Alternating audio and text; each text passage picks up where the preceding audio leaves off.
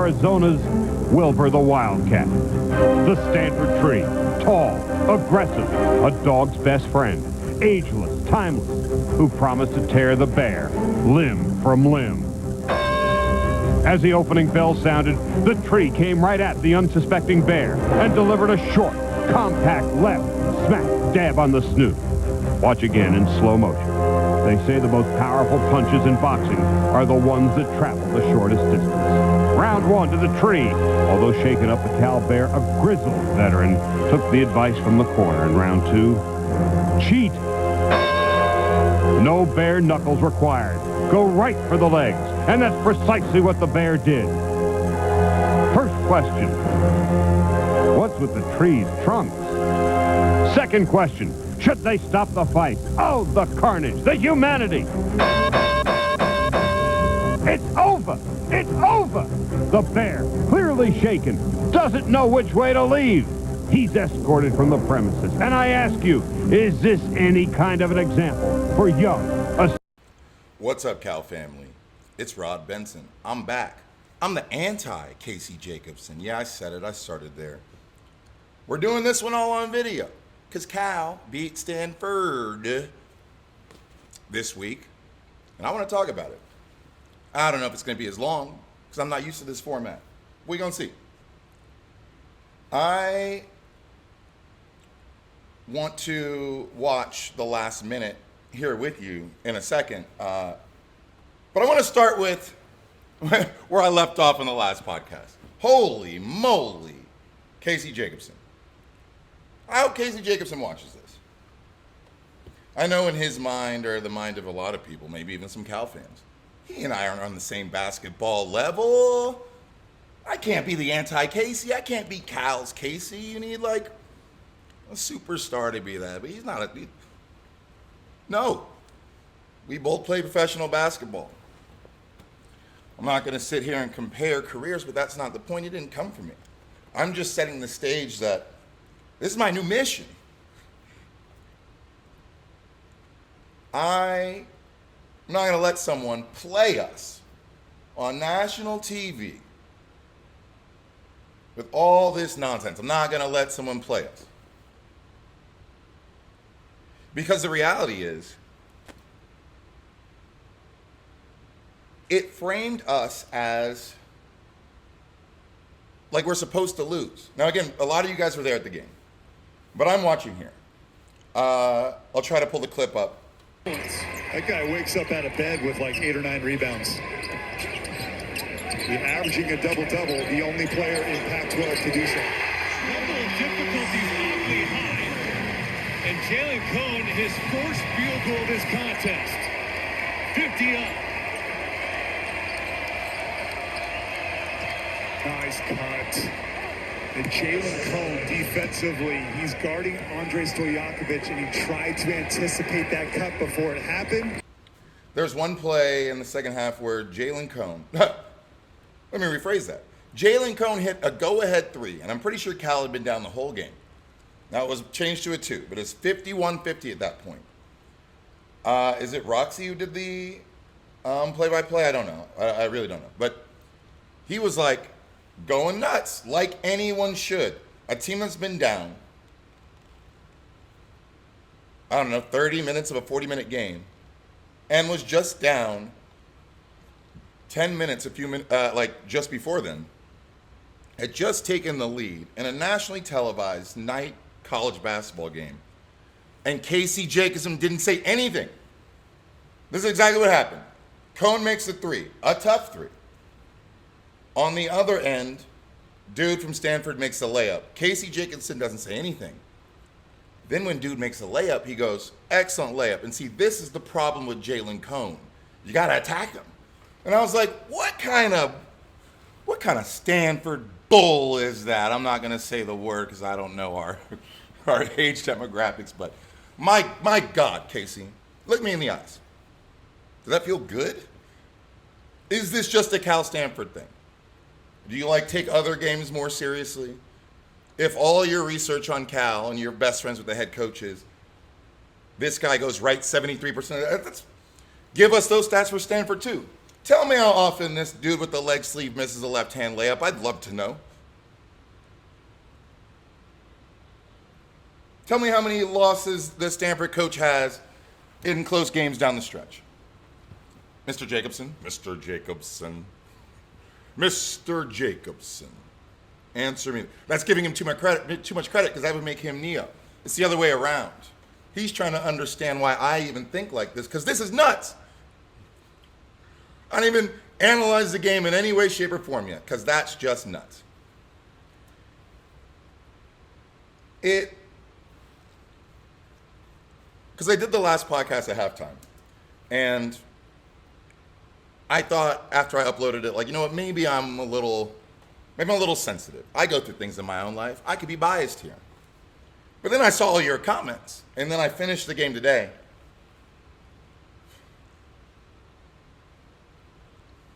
To talk about the actual game a little bit, I loved it. This felt like college basketball. In fact, I have long lamented that college basketball has become worse. Like much worse than the NBA, like at an unwatchable level. Psych. We're at a new tipping point.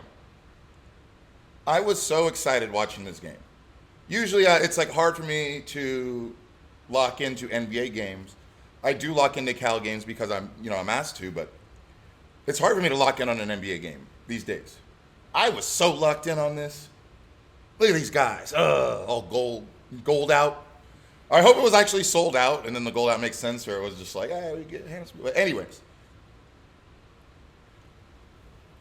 I love this game.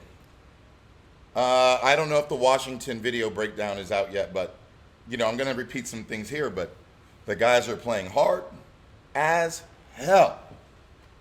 AMAC is running the floor like a mother. Our offense, which I've always said was really good and more like when it was bad, it's because our defense was bad or we were rushing, is really good. And to that last point, this game started out, Stanford, I forget the lead they jumped out to, but if there's one criticism I still have of Cal, like on a mass sense, it's that we start the games kind of poorly sometimes against big teams. And that's just, to me, a sign of emotionality. Guys are hyped. And they come out and they're like rushing, missing layups, missing shots. Once they settle down in this game, and in most games when they settle down, that's why we get so many like overtime games. Not just because we've had some games where we started good, but it's that we start so emotionally that if it works, it's good, and if it doesn't, we'll go down. But then we level out. That means you start chipping away or receding a big lead that we gained artificially. But in this game,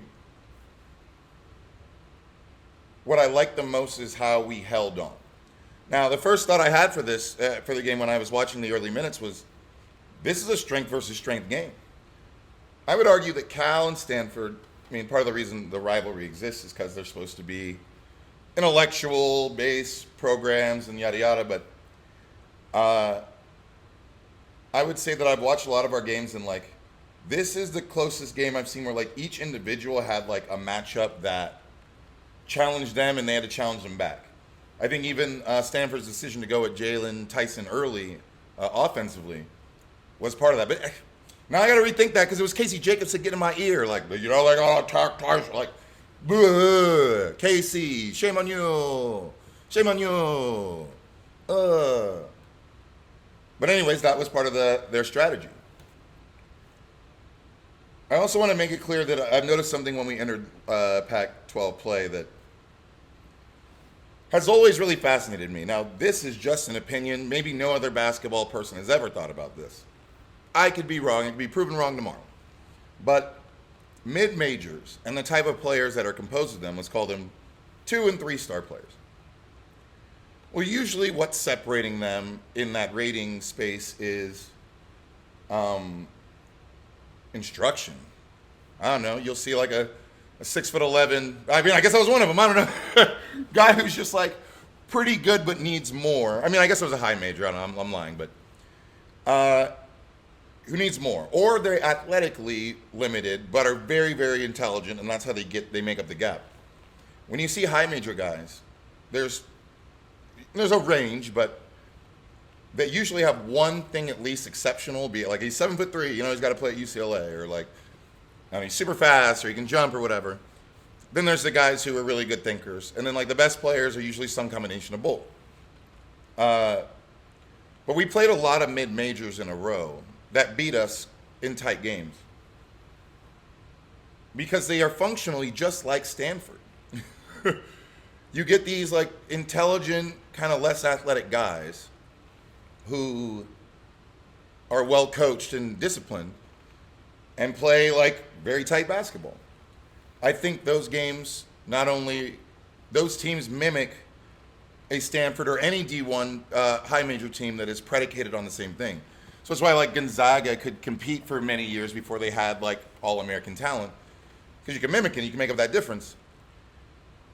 This Stanford team, to me, reminded me of like, I don't know, every other mid-major team we played. And they gave us trouble as a result. And I'm taking the time to say that because A, I'm doing a Casey Jacobsen. I think Stanford looked like a mid-major team. And second,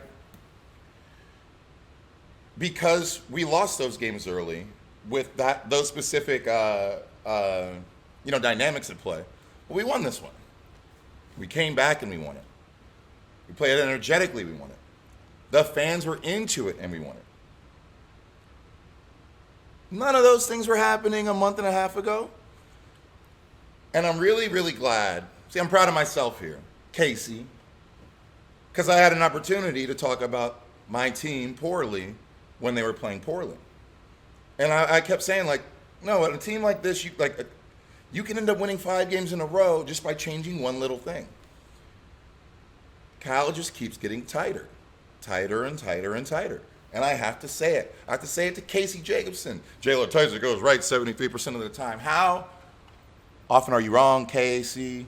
Because in this game, you were 100% wrong. 73% of the time works every time. Okay. Yeah, I'm going to watch the last minute of the game here, starting with at the 1:11 mark. Stanford's got the ball. They push it up the floor. And there's a foul called on Newell. Oh, psych.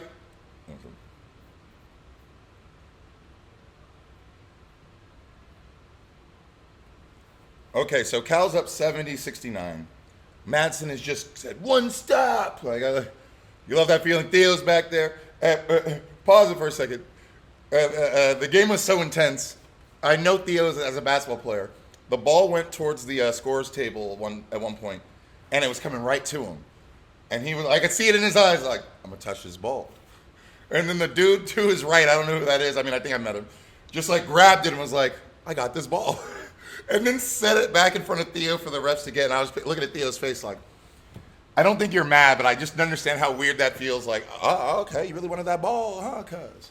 Like Casey, I can't even say your name right, Casey Jacobsen, wanted to bury us under his words, but he couldn't do it. So anyways, Madsen's just said we need one stop. The Stanford Cardinal are bringing the ball up the floor. I'm watching this in real time. All right, pausing it here. At 1:12, they're going to run some sort of flex cut option to get Jones a post-up, looks like, against Celestine in the block. But that might be false action because they're also running what looks like a ball screen. Let's see what happens. Nope. None of it happens. That was false action. They were going to try to post up. They were definitely going to try to post up Jones. My man, 23, I don't know his name, swung through and hit, is that Newell in the face?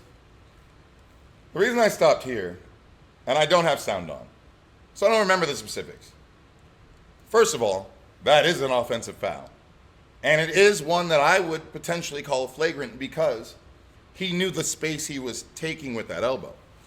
According to Casey Jacobsen's stats, he tends to swing an offensive elbow at 22% of his swing throughs. So, he could have said that, but I don't know. Anyways, this whole time, Casey Jacobsen's just like, well, like I don't know about this. He leaned, he took this. Like, my guy, look at the screen. His whole Now, I'm not going to say he got hit that hard, but he got hit, and it was an offensive foul. Hearing Casey Jacobsen just go over this and just say how it couldn't be, it was annoying. But also, this is the type of basketball we need. You understand Newell played that perfectly? Newell, I don't know if you listen to this. Listen to me. Why would you? I'm old. That was such good defense. You forced that man to do that to you, and that's what Casey Jacobsen could have said. I know it's what Mark Madsen said in the locker room when they watched film. Now, again, he didn't get hit in the face. But it's still an offensive foul. I want to make that clear. I know how to sell it, but if somebody offensive fouls me, I'm going to sell it. If you're talking about two smart teams, the smarter team is the one that uses the rules better. That's what intelligence really is. How well can you figure out this system, problem solving, etc. To me. Come on, Casey, come on and say our guy was smarter than your guy. And this is not, I realize you just said something there that none of this is about the Stanford players at all. I would never criticize an opponent in that way. Because it just ain't me. Casey, how's Palo Alto? That said, in this particular instance, Newell was smarter than whoever that is. So many light skins. There's so many white dudes and light skinned dudes at UCLA and Stanford. I'm like, oh man, you guys all recruit from the same, all from modern day? Okay, so we're going to look at this this final Stanford play here. Now, this is what I could get. I wanted to get footage of this big man completely fumbling that pass, shuffling his feet, getting the travel, because that was the play that could have won them the game. And unfortunately, I don't have that. I'm sure Casey made a lot of excuses for it. It's fine. But we do have this final play. I love a good final play. Where right now, Stanford is trying to push the ball. The out of bounds, whoever took the ball out is trailing, right? But they need to move as fast as possible. Now you can cover an NBA court in 4 seconds if you're fast with the ball, 3.5 if you're really fast. So they're just trying to get the best looking shot. Now, in this situation, they could take a three to try to win it, but look at Kennedy up here by the C. This is what I'm talking about. They're getting better. Look at Newell up here. No one's going to trail into an easy three. AMAC is in an interesting position because this guy can shoot, but they don't want to put the ball in his hands, and also they're moving fast. It's unrealistic to expect this guy to catch what I would say is probably in a full sprint, a pass, and shoot. So AMAC's in good position. Now, he's also in good position because this trailer, call it bad coaching, Casey, because I want this guy flying. You never know what happens. Listen, this man down here, 23, elbow face is what I know him as now, is AMAC is able to play here and zone up. Now, maybe we're in zone. I don't know. I don't think so. Because this man is slow. Because then Newell can take away this pass. And none of it almost matters because Kennedy's playing so tight. This guy can't see anything anyways. So now this man has stepped in, probably what I would call too late. Because AMAC has been able to release. Look at Newell rushing down. Now, this is a dangerous situation, but again, it looks more dangerous because it's frozen, but these are players moving with as much speed and intensity as they can. Now, if this was Trey Young or John Moran or something, well, they would take off and then dump this pass down, game over, or a foul. We'd hope a foul, make 2 free throws, but this isn't that. This is college. And Kennedy's defense was so good that 3 never got to look left once. He can't see this man if he tried. He can barely see this man right now. Dawes met him at the perk position. Look, he's got his body turned sideways, which I don't particularly, agree with, but that I can tell that he's going for a straight up jump, which he did. which forces man to try to make that shot. Now, again, the reason why I don't prefer the side bodies because you get that, but you also avoid the foul. Now, in an ideal world, you'd be straight up. But again, everything here is moving so fast. He puts his arms up, preventing this side. Now, this man, who hasn't looked at the basket, hasn't looked left once, hasn't done anything but put his head down because Kennedy pressured him to, has to make a left-handed reverse. Not even close, Casey. Not even close. Oops. And then big sleeve misses the shot. Let's go!